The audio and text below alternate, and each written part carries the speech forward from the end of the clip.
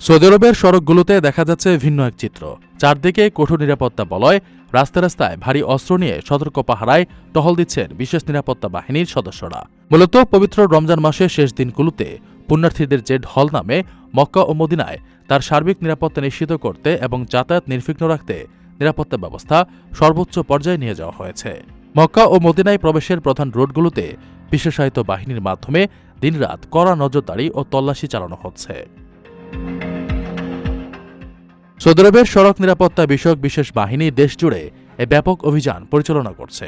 বিশেষ করে রিয়াদ তায়েফ মহাসড়ক সহ অন্যান্য গুরুত্বপূর্ণ পথগুলোতে বাহিনীর সদস্যদের উপস্থিতি উল্লেখযোগ্য হারে বাড়ানো হয়েছে।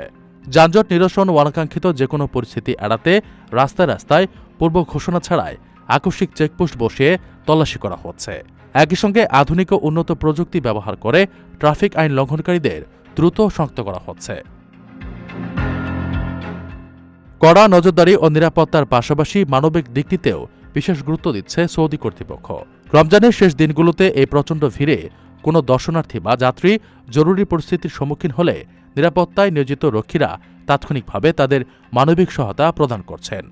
মূলত পবিত্র নগরীগুলোতে আগত অতিথিদের সার্বিক নিরাপত্তা এবং আইনি ও দাপ্তরিক প্রক্রিয়াগুলো সহজ করতেই এই বহুমুখী উদ্যোগ নেওয়া হয়েছে।